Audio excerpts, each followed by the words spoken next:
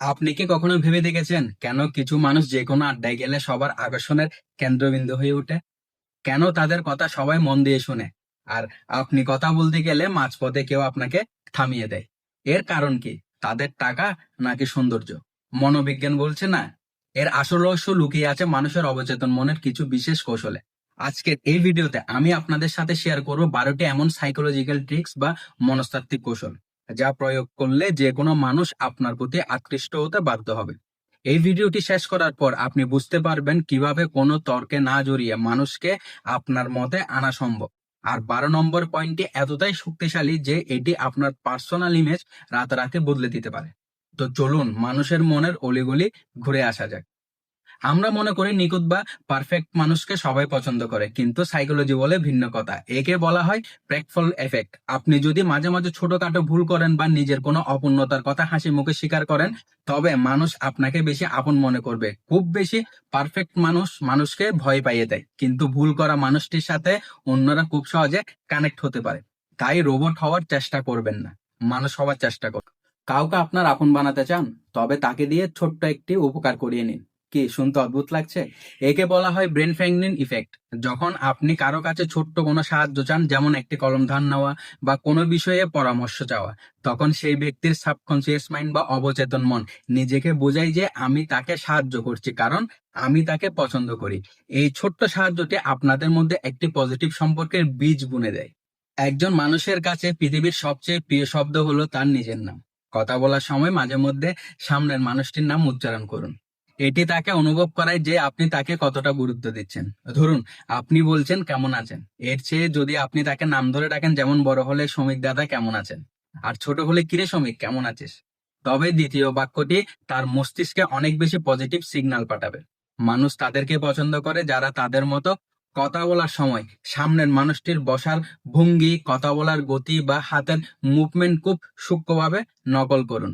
সাবধান, এটা যেন ব্যঙ্গ মনে না হয়। এটাকে বলা হয় মিরারিং।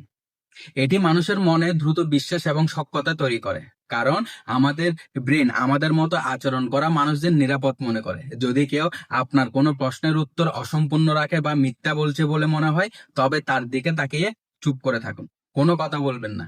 এই নীরবতা সামনের মানুষের উপর এক ধরনের মানসিক চাপ তৈরি করে। সে অস্বস্তি কাটাতে সে তখন আরো কথা বলা শুরু করে এবং সত্য তত্ত্বটি বেরিয়ে আসবে। কথা বলার চেয়ে নীরবতা অনেক বেশি কাজ করে। তো বন্ধুরা, আমরা ভিডিওর অর্ধেক পথে চলে এসেছি।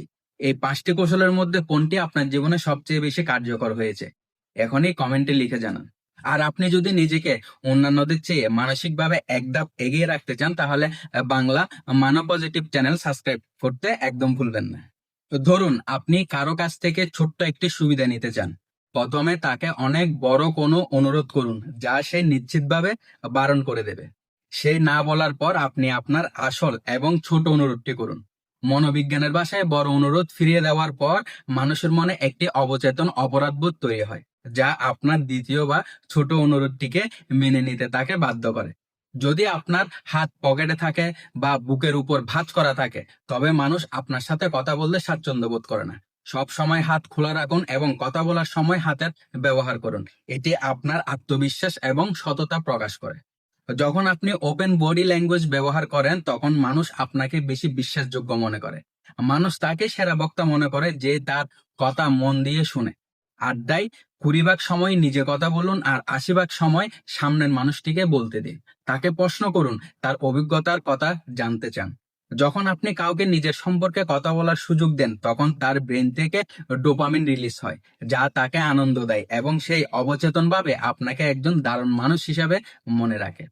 যে কোনো সম্পর্কে ঝগড়ার মূল কারণ হলো অতিরিক্ত প্রত্যাশা। আপনি যখন কারো জন্য কিছু করবেন, তখন প্রতিদানের আশা না করেই করবেন।